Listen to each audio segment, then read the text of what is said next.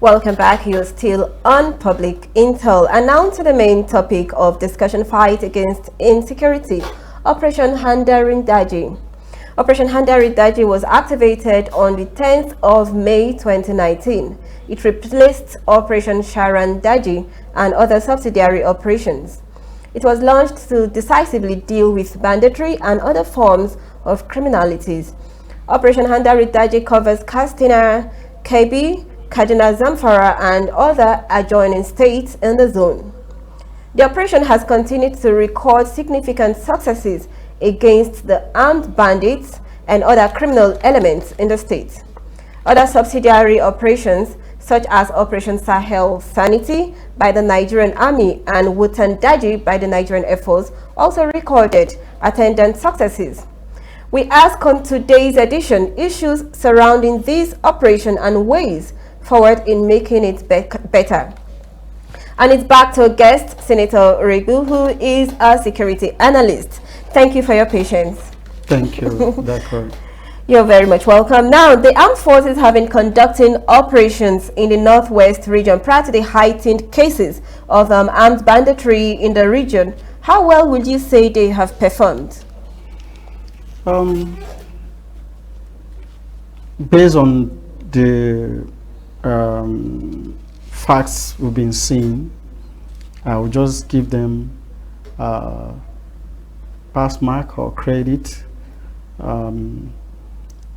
Credit because on their own part they are doing their work, but overall it is beyond them. Okay. It is beyond just applying kinetic force. Okay. And what they are facing is asymmetric warfare, just like we're having in the Northeast in form of Boko Haram, because those that are trying to fight, they are not conventional force.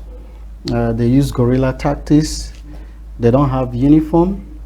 They mingle among the community. So it's not people that say, I'm a bandit, it's written in your head. Unlike conventional war where they have uniform, is defined, the territory are defined, the territory they are trying to capture are defined. But what you see is that this element permeates through the society and mop up from different areas. So in using force, most times it's reactive. They saw a heightened violence in certain area, they move to attack and defeat them.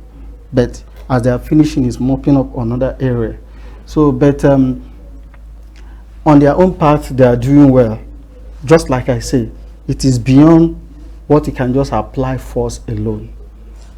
The crisis that we're having in the Northwest, just like the one we're having in North Central and other parts of the country. Now, talking about the asymmetric war that you talked about, most intrastate conflicts are usually asymmetric in nature, with individuals or group challenging states in a bid to achieve political or economical or their ideological goals. Now, the question is, in that case, like in the Northwest, what should be done exactly to eradicate that?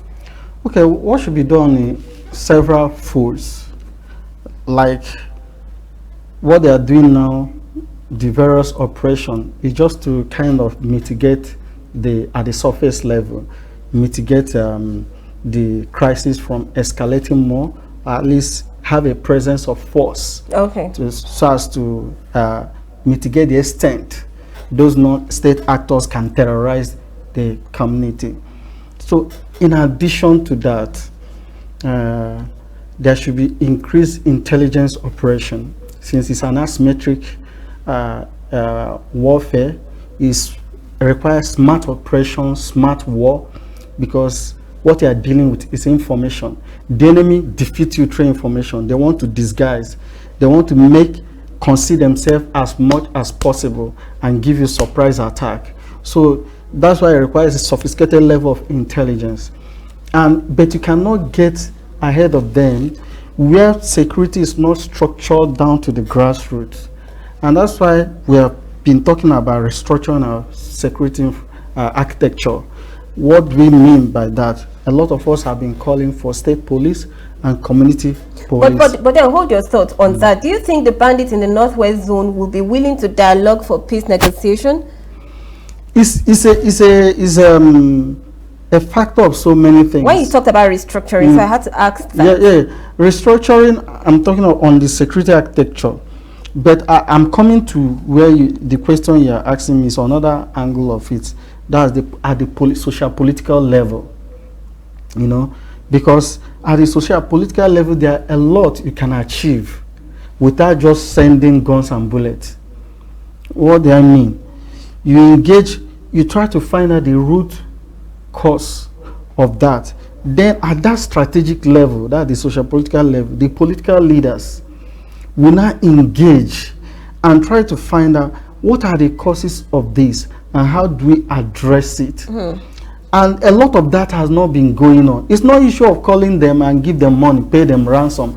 They'll go back and buy more weapon and that's what they've been doing. You hear Governor of Kaduna State say so.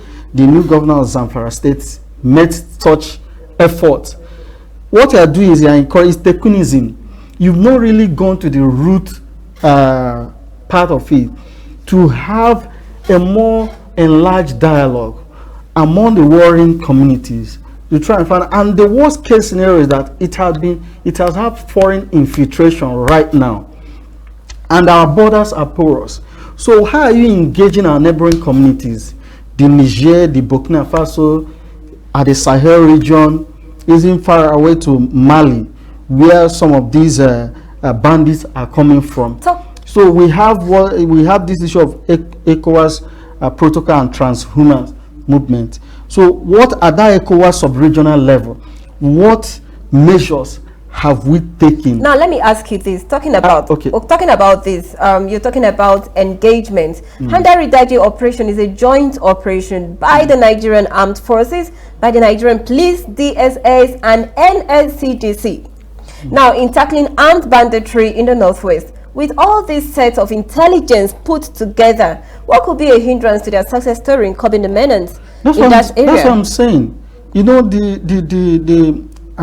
was it in 2013 or 2014, at the height of that Boko Haram insurgency, I was in Germany at U.S. naval base.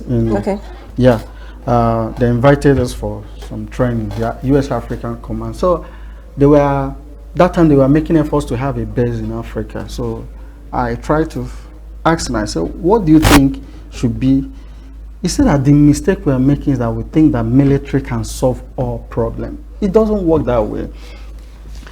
We just throw what we do here is that there's a crisis. Like you see people in IPOB, they carry placard. We no go agree, no go agree. You send tanks, you send this thing, you go and quit. It doesn't work like that now.